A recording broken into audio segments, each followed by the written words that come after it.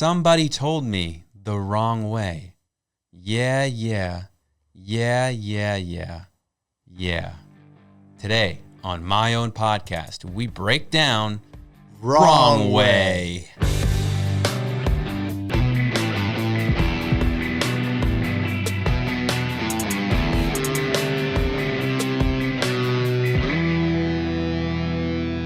Hello, my friend. We meet again. Welcome to my own podcast, the only Creed podcast that we know of. My name is Andrew Colin, and with me, as always, is my co-host, the Hawk Tuah, Reid Fenlaw. What's up, Reid? Yeah. That was timely. Yeah. Don't you think? Yeah. Yeah. Yeah. Okay. Yeah. That's the song. Doesn't mean you have to only speak in yes to me. Yeah. Okay, I guess I'm doing this pod by myself. Yeah. This episode. Yeah. So the Hawk Tuah girl. Oh, hi. Sorry, I'm back. Oh, there you are. I'm here. What's up? Just rolling along, man. Yeah? Yeah. Why are you all of a sudden obsessed with Hawk Tuah? That was like a few months ago. Yeah, that was like in June or something. Yeah. I don't know. I think I saw that her podcast, which I have to admit has a great name. Talk Tuah? Yeah. Yeah, that's pretty good. I think it's like the second most downloaded podcast right now or something. What a time. I know. What a time. Have you listened to an episode? I have not. I just watched someone talk about what's on an episode or something. Like, what is the theme of the podcast? Spitting on dicks? No, that would only give you so much to talk about. I feel like. Yeah, I would say that doesn't feel like a podcast. That feels like a one-off audio book. I think the problem is most of it has so far been what her journey to sudden stardom has been like, and there's only also so much to talk about there because when your stardom, I guess, is only based on a 3-second video. There's only so much to talk about. Yeah, and it wasn't her show. She was being interviewed by some dudes who do that on for their own content. Also, everybody does that for their own content. Well, yeah. Yeah, go on TikTok, and it's just let's talk to people. But yeah, how much could you possibly talk about your journey? I accidentally went viral on a tipsy answer to a man on the street interview question. Mm-hmm. I started getting invited to do things. I said yes, and now I got a bunch of Instagram followers, and now I have a podcast. There you go. That's the show. Although, you know what I will say? Say it. It's wild that you can get fame and, I guess, success. I think she's worth $12.5 million. There's no way. That can't be right. I don't know. Not already. I saw that figure on the internet. Not in 3 months. Okay. There's no way. Tell that to Google AI search function. I'm going to. Okay. I'll have a talk with him. All right. But I do like that she actually seems like a nice person. Yeah. She's donating. She does appearances at some events and will donate all the money from that to a local animal rescue. Sure. Yeah. So, that's cool. Nothing against her as a person because if you were to go viral for that and capitalize on the fame and the money, more power to you. Fuck yeah, dude. It's more so why are we so obsessed with this as a society? Dude, I don't know. That's the great question. But we have been for a long time. Just a bunch of weirdos. Obsessed with people, and then we'll see if she can stick around. Yeah. Because most people they get their 15 minutes and truly 6 months later, people were like, who? You know how you'll be able to know that her stardom has crashed? How? The day she shows up on our pod. No, that'll be the day that she's starting to take life seriously. Okay, you keep telling yourself that. And wanting to take the next step in her career. Haley, you're welcome to come on the pod when you're ready. Yeah, anytime. When you're ready for real journalism, I think. Yeah. Yeah. When you're ready to take that responsibility on. LMK. So that's it. There you have it. That's the My Own Podcast guy's take on a viral clip from 6 months ago. Not 6 months ago. Yeah, it was a while ago, dude. I mean, it was, 4. Okay. 3.5 months ago from the day we're recording this. Split the difference. Great. We'll reach out to Haley some other time, but in the meantime, Reid, what's going on? I have been continuing my throwback musical journey. As you know, I saw Dashboard Confessional and Boys Like Girls a week and a half ago. Right. And then just this past Friday, 4 days ago, I saw Something Corporate at What Palladium. What'd you see? What'd you see that was corporate? Something corporate. I'll have to ask you off the pod, I guess, to get more information. No, I saw something corporate. Oh, okay. They're a band. Right. From Southern California. Mm-hmm. Cool. How was the show? Is this helping at all? Yeah, I was doing a bit. Oh, wow. You're such a good actor. I couldn't tell if you I get were that. bidding or not. Yeah. Dude, the show is awesome. It's like a bunch of songs from literally like 2002 and 3. Very nice. Palladium was packed in Hollywood. Really, really good show. I had an awesome time. Did they have an opener? They did, but I was not there for it. I was at Trejo's Tacos. Wow, really getting Southern California's finest tacos in before you dove into the show. I took an edible and then went to Trejo's Tacos and then went to the show. It sounds like a recipe for a great night and or a gassy night. I mean, I'm always gassy. That's fair. So I don't know that I noticed a difference from some chicken taquitos from Trejo's Tacos. Yeah, I guess I could see you always having to fart in the middle of an anthem. Always. Yeah. Always. And if you got a lot of anthems, you're going to get a lot of farts. You're a gassy man. You're welcome. Well, cool, dude. I'm glad you are continuing your musical journey and supporting live music. That's always important. Thanks, man. I haven't. Absent live music, what have you been up to? What's new? Really nothing. Oh, cool. I have nothing to report. You got a new bracelet. Yeah, I got a new bracelet. My wife got it for me. I like that. Cool. I dig it. I went to the what's the place? The Americana in Glendale. There used to be an Outback Steakhouse near there. It's an outdoor mall. Oh, the Americana is the name of the outdoor mall? Yeah, dude. Where have you been? Dude, not Glendale. Fuck you. No, fuck me. I've never. How would I know? It's just like is a it pretty famous? iconic. Yeah, I know the Glendale Galleria. It's right next to it. Did it have a Dick's Sporting Goods? There is one there. I didn't stop in though. Wait, there is in the Galleria. I think so. Yeah, I've been to that one. I'm saying not in the Americana. Well, right next door is the Americana. But do they have it? Does the Americana have a Dick's Sporting Goods? They don't have a no. Do they have a Chili's? No, I told you there used to be an Outback nearby. Why the fuck would I go there? And I don't know if you wanted like a sprinkles cupcake. There's some of those there. No, I love Southwestern egg rolls and workout apparel. Like those are my There's two. definitely like a Lululemon in there. Nah, I can't rock with Lulu. They have Why not? They have microplastics that get in everything your is balls. microplastics that get in your balls. That's true. I love microplastics. I want to give them a good home. Dude, I was at a Viore yesterday just looking around. First of all, the pants there were like $240. Do you know what I could get with $240 other than a single pair of pants? A hand job from a medium rate prostitute? Sure. I guess I haven't explored that market as much as you have, so I'm not up to date on pricing. Yeah, me neither. But my point is that millennials like myself, we just are all fucking about like the casual sports, the athleisure. Thank you. How many of these stores do we need? Like Alo Yoga, Viore, Lululemon. Like Jesus, man, they're all the same. Fabletics. Dude, the bubble will pop at some point. It's got to. I'm sure Gen Z is probably like this. They got to look at those stores and be like, what the fuck is this for? Because they don't dress like I do. No. Yeah. If Gen Z won't do it, Gen Alpha will.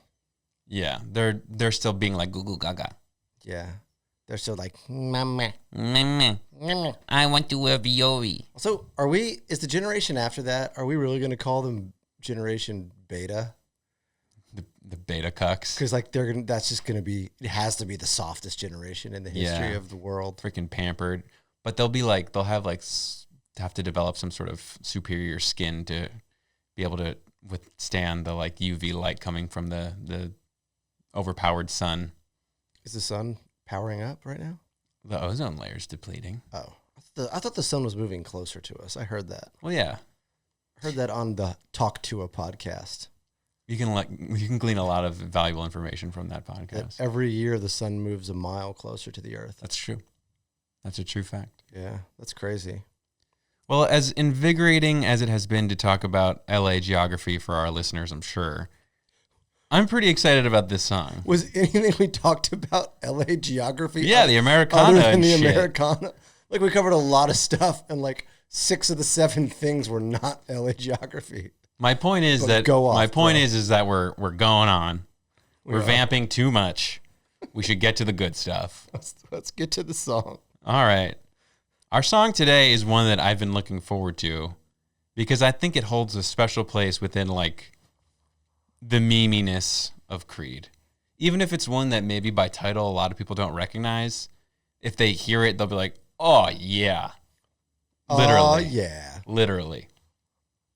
This song, if I'm not mistaken, was part of one of our like quiz clips, right? Yeah, you're not mistaken. Okay. You know. Because he says, 52 times. 52 times as I counted and listened to, but who knows? Maybe I'm wrong. But either way, it's definitely the number one song where Scott Stapp says, yeah, the most. And what were you referring to was our social clip where we counted the 5 songs where Scott Stapp says, yeah, the most. And this one was at the top. Yes, by a landslide. Good for him. So other than that social clip, does Wrong Way have any special place in your heart or your memories? It doesn't at all. Really? Until we did that social clip, I kind of had misplaced this song in my brain. Wow. Like, I remember a lot of songs off this album, obviously, but this one was not one that made an impact on me, sadly. Damn. I'm not so far off, I guess, in that, like, it's not one that I'm like, oh, yeah, Wrong Way's coming on. But I did know it, maybe if not by title, by the song with the yeahs. Because the chorus just is so unique in that way. Yeah. Nice. I'm not doing that every time I say yeah. I'm not like it's hard to tell. Yeah. I get it. Okay, well, I'll give you a few little snippets of facts before we get into the lyrics. Cool. There's not too much to say other than fact number 1. This is the 5th song off Human Clay. That's true. Yeah. I knew that too. Yeah, that's a good fact, right? Yeah. Awesome. As you already mentioned, Scott Stapp says, yeah, 52 times in this song. It's a lot. It's his record. Yeah. Might be a record in all songs ever. We should find out. Is there a way to find that out? I don't know. Because for one of the pods, I was trying to count how many times he'd said something in a specific song. I can't remember what. And I asked like ChatGPT. And it was like, we don't have access to specific lyrics for band. We recommend pulling up the lyrics from a lyric site and counting them yourself. Go fuck yourself, I'm like, ChatGPT. why are you here then? Yeah, what did we invent you for? So I don't know if there's maybe like a subreddit or something where someone else has done the legwork. Otherwise, how do you find that out? I doubt it. Maybe some Pearl Jam song out there, but I don't know. It's hard to compete with 52. I'm going to go ahead and crown Creed champs. Yeah, Scott, congratulations. Way to go, man. Way to go. Your prize is you get to come on the pod.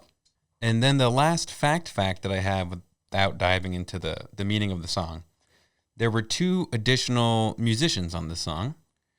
John Kurzweg plays the B3 organ, and Kirk Kelsey plays the mandolin on this song. And both of them were technical staff on the album, credited with doing some mixing, but this is the only song where they're also credited with playing instruments on the song. I feel like I can hear the mandolin. They're both where's where's an organ? Yeah, I'm not sure. I think maybe in the bridge, but they're both definitely pretty subtle. It's hard to hear much over that Tremonti gloomy riff, which kind of like dominates the track. I do like that. It's very ominous. It's very ominous. Like the score of like the penultimate scene in like a thriller / horror film. I could see that. Like I don't know. It's very ominous. Where like the hero is like creeping around a corner and like their bad guys lurking. Yeah. Yeah, I could see that. Let's make a movie. Okay. And then license the song, put it to the movie. This sounds like a good plan.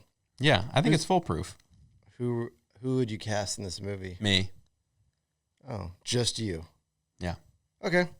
Done. I was in a movie in the 10th grade. And by in a movie, I mean my friend's film photo class project. Okay. And it was called The Mafia Movie.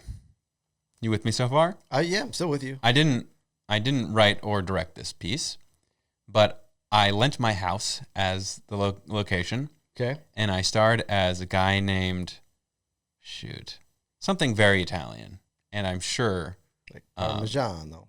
Yeah, or like Mike Jehoshaphat, I think was my name. Is that Italian? I don't know. Jehoshaphat? Probably not. I don't think that's an Italian Well, name. either way, I'm sure I had an Italian accent in it that was insensitive. But the plot of this movie was a mob family hires a guy to kill another mob boss or whatever. Okay. And then after he successfully does it, the hiring family hires the assassin back and then wants to kill him so that the secret doesn't get out, even though that's kind of defeats the purpose of hiring a hitman. So they hired a hitman. He takes someone out. Mm-hmm. And they hired another hitman to take out the hitman? No, and then just the family wants to take out the hitman. Why didn't they just kill the person themselves in the first place? Unclear. Okay. I told you I didn't have a part in writing the script. They could have like cut their crimes in half, their murder crimes in half. Well, anyway, at the end of it, the guy sneaks out of the dungeon that he's locked in. That the door wasn't locked, but he goes out and kills everybody. And this all took place in my house. That's great. I'll see if I can find it. I'll show it to you. Yeah, please don't. No, you're going to watch it with me. Damn it. I'm going to, aren't I? Yeah. Okay, Reid.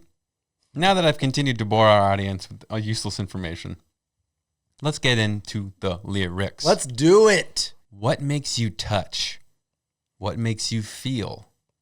What makes you stop and smell the roses in an open field?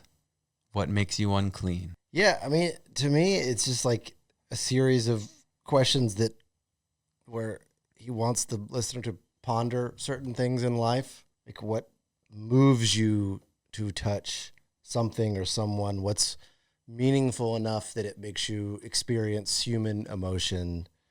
What's arresting enough to make you stop your daily routine that you've been programmed into and actually like notice something in nature and experience life? And then I think, what do you do that makes you flawed? To me, it's just like a series of questions of like, what makes you human? Yeah. Is how I would sum up those lines. And he's just like picking at the different things of like, what makes you feel? What makes you experience things? What makes you flawed? Do you think that it's like what small things in this world make you do that? Or is it like literally what made you able to feel and able to touch things? Like, is it a literal thing or is it like a metaphysical thing? It's a good question. I think it's the small things. Okay. Like the small specific things. I think like, yeah, I don't know. I don't know that I have a basis for it that's based like in the lyrics other than like the what makes you laugh, what makes you cry in the second verse. Sorry, looking ahead. Wow. Those are like the answers to those feel more specific than just like what makes you feel. Yeah. So yeah, I choose like little things. Okay. I think it kind of be either. I don't know. I think there's like what gave you the ability to touch and also like what makes you, what moves you in your own self. I don't know. I think it's kind of an explore. I think at the end of the day, it's these like hypothetical, broad-based questions to make you think. Yeah, I agree. Yeah. To make you think about what you want and where you came from. And where you're going. Mm-hmm. I think it's like a very take stock of your life and who you are. Yeah, exactly. Overarching like message. And the fact that like literally every single part of both verses is just questions. Yeah. Is pretty unique. Okay, so let's move on to the first chorus. Pay attention here because it gets a little complicated. Okay. Yeah, yeah, yeah, yeah, yeah, yeah, yeah, yeah, yeah, yeah, yeah, yeah, yeah, yeah. Yeah. Mm-hmm. Yeah, I think right there, I think he's saying that true capitalism is impossible to exist because we need public services. Sure.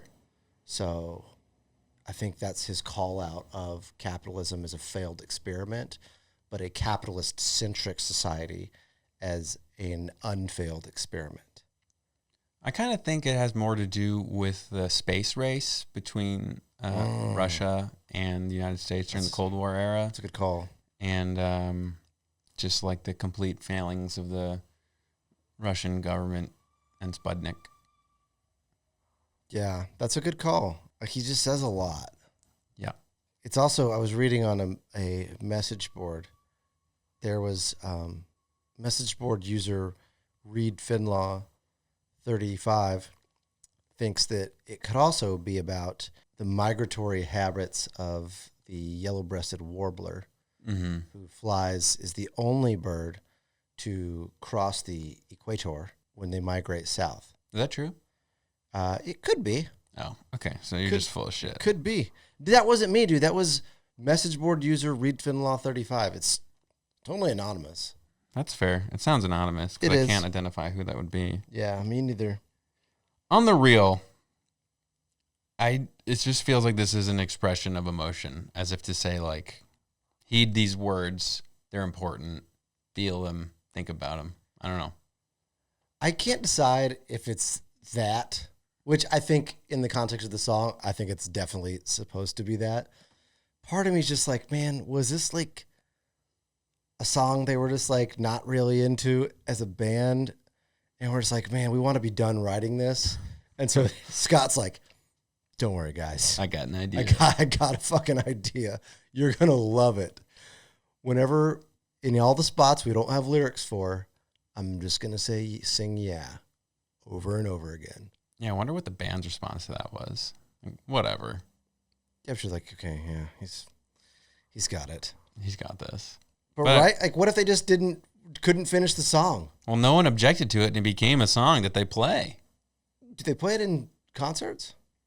I'll check. You have to check look at like their set list. setlist.com. I'm sure they did whenever the album came out because they only had so much discography to play. Oh, that's true. But it wasn't a single. No, it's not a single. Okay, so turning now to the second verse. What makes you laugh? What makes you cry? What makes our youth run from the thought that we might die? What makes you bleed? Yeah, I mean, I think it's just more pondering of what matters in life. Like, it's, what make the basic emotions. What makes you happy? What makes you sad? And then kind of the classic youth dilemma of people feeling invincible and like they'll never die, that makes us waste our youth. Kind of feel like you wasted your life. I don't know. Yeah, that's the one line I think there's some interesting subjectivity to because it's not so clear. Like, I kind of like that line. What makes our youth run from the thought that we might die? I kind of agree. Like, what makes being young and full of life? What does it do to us such that like we just don't even think about death, or like how do we escape those thoughts of death when we're young? We're just so not focused on it. Do you think it's saying that we should be thinking about it, or just that like this is just a byproduct of being young? Is that like kids typically don't, and even like I would even say like into like young adulthood, like, I remember just feeling invincible, like when I woke up this morning, for instance. Yeah. Like, and you're like 100. Yeah, I'm pretty old. Yeah. No, like when you're like in your like early 20s, you're just like, oh man, I got my first job and like I got my own apartment that I'm paying for, and like I feel I'm a golden god. Yeah, I think I like your interpretation of it. It's like what makes us being so young and vivacious, like not have to think about death, but also like I don't know. That line's weird. I don't know. I guess I like the interpretation that like because you're invincible, you're not thinking about death, and maybe that means you're not living life as fully because you're not like recognizing that it's temporary. Yeah, I agree. I think it's speaking to the kind of the naivete of youth and even some young adulthood. And I think maybe also in terms of the snappiness of it, like people that are youthful and obviously, invincible, as you said, are less likely to be God-fearing and have that in their life as maybe older people. Yeah, I don't think come to those people don't feel like they need anyone or anything. Yeah. Then that last line, what makes you bleed? Sharp things. I think sharp things. Scissors, needles, razor blades, really sharp fingernails, Knives. Dog bites. Dog bites. Swords. Swords. Samurai swords. Okay, I think that's enough. I think that line is really on a deeper level, just saying who has the power to hurt you. Mm-hmm. Like, not literally bleed, but like, because like both of the last lines of each verse are kind of swinging from like the positive into like the cool. Well, but you also have faults as a human. Yeah. There's good things that make you a human, but then there's also like, there's bad shit in life. And what makes like, who has the power to hurt you? What has the power to hurt you? What's your kryptonite?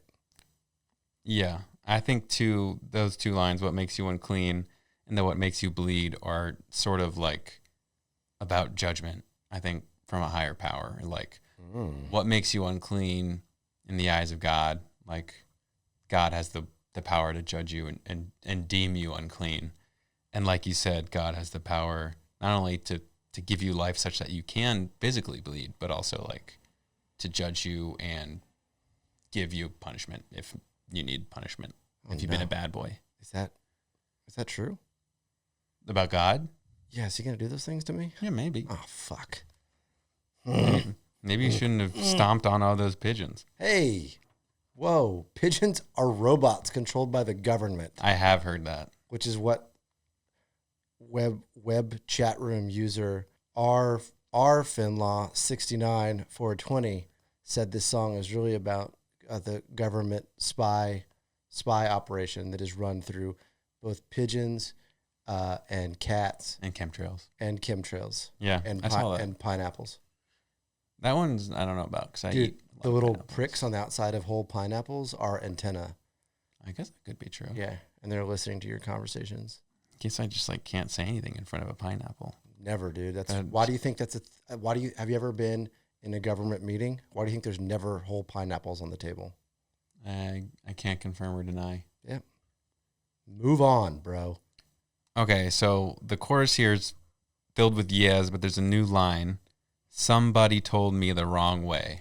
I think Scott's saying in part there that he's acknowledging that he let himself be led astray, that he was taken or influenced into what he currently deems as the wrong way to experience life. That's it. I'm inclined to agree. Just that like all the things that he was taught about religion or how to live his life were taught to him in the not the best way or maybe the wrong way entirely. It could even be a reference to his dad, right? Yeah. On one episode, we spent some time talking about how like his stepfather. Yeah. Sorry to his real dad. That his stepfather was kind of a dick, an asshole. Could be a reference. Could be. Partly to that. Last set of lines. Oh no. What if I died? What did I give?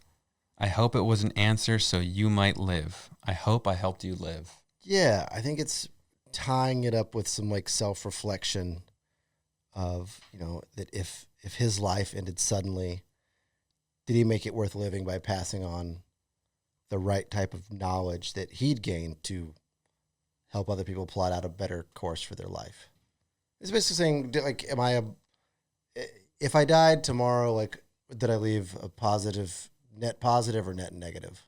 Yeah, I agree. I think it's like he's saying if I were to die right now, like, what's my legacy? What am I leaving behind? And I think he just is saying that he hopes it's something that like will help the listener make better choices about their life so that they won't live, quote unquote, the wrong way. Little did he know that the very song where he questions that if he died, what his legacy would be, he cemented his legacy by repeating the word 52 times. And that's a goddamn good legacy. You did it. You did it, Scott. And then I'll also note that after he says, I hope I helped you live several times, he just ends it with one more, live. Which I think is just sort of like reminder to the listener, like, go out, live. Live it up, man. Be the best you can be. And now I'm living it up. Do I do? Living it up. That's a different song. Is that Ja Rule? I have no idea. It sounds like Ja Rule. It's pretty good, though. Thank you. Okay, well, unless you have anything else to say, I guess I can get into a little bit more about the meaning of the song from the man himself, not God, but Scott. Obviously. Yeah. No, we can fly into that. I mean, I feel like this is another one that's like pretty straightforward. Mm-hmm. Like even the metaphors are so thin that it's like, I see what you're getting at. I agree. And good. I like the message. Well, we didn't even get to the message yet. Well, your perceived version of the message. Yeah. Okay. What I think is the message. Okay. Well, let's talk about what Scott said the message was in Sinner's Creed, which, not to go on a whole Megillah about, but this morning I couldn't find the version of the book that we've been able to read online. So I went ahead and bought the audiobook on like christianbooks.com. And then I had trouble downloading it at first. I had to contact them several times. Oh, no. You had to deal with Christian Books customer service? Yeah, they're pretty nice. They're notoriously nice. Yeah, they're nice. It's like $15. And I wasn't going to buy the version that's like $80 on Amazon or whatever. Is that like a hardcover? I have like no coffee idea. table There book? seems to be no consistency with prices for the book. But also there's no library that carries the book within like 1,000 miles of here. So road trip. Yeah, we got to go to the Chicago Public Library. Road trip. So anyway, I finally got it to work. I downloaded it and listened to the relevant chapter that covers wrong way. And here is what I was able to find. So as a whole, Human Clay, in terms of its themes, there's a lot about calling into question his Christian beliefs. He says that, like, for example, when they're talking about whether or not Creed is a Christian band, at the beginning of the chapter talking about Human Clay, he talks about how could we be a Christian band? Like, so much of our lyrics are not like preaching or trying to convert people, but rather questioning his beliefs. So that's why he didn't think, like, he thought even some like Christian scholars would be upset with his lyrics because they're so questiony rather than like crazy. Those are my words. Okay, yeah, because those are not real words. So Yeah. So he says that he was challenging his core beliefs that had been instilled in him. In wrong way, he said it directly. He said he might as well have been speaking directly to Steve Stapp when he sang, "Somebody told me the wrong way." Damn. He just wanted to explore what it might look like to live another way, and ultimately hopes his questioning helped you evaluate the way you live. Wait, and Steve is the stepfather? Yeah. Okay, so I was right. Yeah, you kind of nailed it. Wow. So, as you may recall from our previous episode, if you listened to it, thank you. But in a nutshell, Steve Stapp, his adoptive stepfather, was kind of an asshole, and he was very strict and physically abusive. He was a very faithful man, but I guess my interpretation of the wrong way was that he sort of taught Scott about Christianity and God through fear and rules and strictness and abuse, whereas I guess the quote-unquote right way for Scott would have likely been through love and guidance.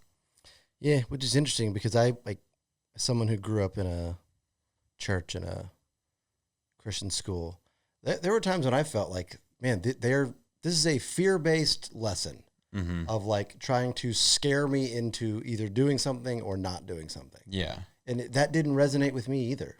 The stuff did about, like, if you're doing it because it benefits other people or it is good for like community, like those things. I was like, yeah, I'm on board with that.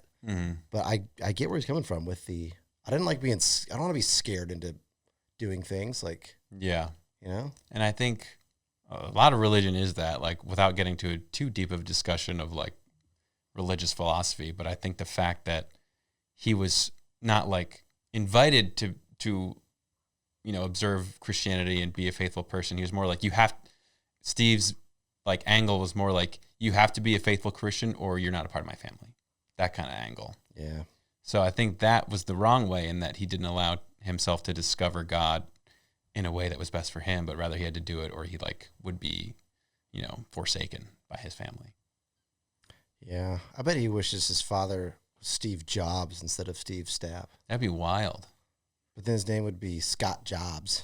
Scott Jobs is cool. Just kind of a cool nickname. Scott Jobs. Oh, here comes old Scotty Jobs, man. Dude, that guy's got so many jobs. Dude, he's a singer, songwriter, dancer, actor, lover, chemist, lover, physicist, astrophysicist, garbage man, sandwich artist, sandwich eater. Yeah, man. Scotty Jobs does it all. Scotty baby. Jobs does it all. Anyway, Reid, that's kind of all I have with regard to Wrong Way. So it all comes down now to one final thing. What do you rate the song, and what do you think about it? Okay. I'm going to say this. Over the course of this recording, my score has gone up. Ooh. Half a yeah. Okay, that's pretty Just big. a reminder, we rate every song on a scale of 1 to 5 yeahs. Yeah. Yeah. This one is... This is very an apt song to rate something on yes. It is. If we go literal, I think you have to give it 5 yes, just by the nature of it having so many yes. No, that is definitely not what I have to do. Okay, fine. I like the ominousness of the guitar throughout. I do like the message of the song, I guess. And I think talking about it with you, I appreciate it a little bit more now. It's still not a standout to me. It doesn't hit quite as hard as multiple other songs on this album. So my rating for Wrong Way is 2.5 yeahs. Okay, so kind of right in the middle there. Right in the middle. And I was at 2 before we started recording. And I always like to assign a score when I kind of do my analysis of the lyrics and have listened to it a bunch of times. And I write it down, but then this one changed to 2.5 yeahs. Nice. Give me yours. Okay. Give it to me, Andrew. I kind of like this song more than a lot of other tracks on the album. And I think it's one that I not only would not skip over on a listen through, I might actually go back and put it on. And I don't know, I'm trying to divvy out in my brain like how much I like of it. It's just the fact that he says yeah so much. And like, is it just a Mimi song that I like for that reason? Or do I really like it? Whatever your reason is fine with me. Yeah, and I think even though the lyrics are so simplistic, I just think the emotion with which he belts out those yeahs, is there something kind of magical about it to me. And it like, even though he's not saying much with his words, it just feels like there's a lot of passion in that chorus and a lot of meaning to him. The song, especially after what we talked about today, the song does feel like one of the most personal explorations on the album, aside from maybe With Arms Wide Open. And for that, I just feel like there's a lot of tension and like, what's the word I'm looking for? Like sexual tension. Catharsis in this song. And then, of course, Tremonti's foreboding sort of riff dominates the song, and the chorus really opens up with everything just kind of firing on all cylinders. So with that, I don't think it's as good as the first 2 tracks on the album. Duh. What If and Are You Ready? But I do think it has a kind of a unique spot on the album. It's like a really good song that wasn't a single that you will remember, but maybe doesn't reach the highs of the other singles. So for that reason, I would give it 3.25 yeahs. Wow. Okay. It's a unique song, and like Beautiful before it and Say I think it does, as your score reflects too. I think it sticks out more than those 2. We both rated Wrong Way higher than either of us rated Beautiful or Say I. Yeah. Well, each of us individually. Right. You rated Beautiful 2.5 as well. Yeah. But yeah, I agree. Out of the last 3, like this is the best one of those. And it's just so Creed. What, this song? Yeah. Yeah. It feels like a very unique song to Creed. Mm-hmm. Like I'm not mad at it. For me, it's like just middle of the road.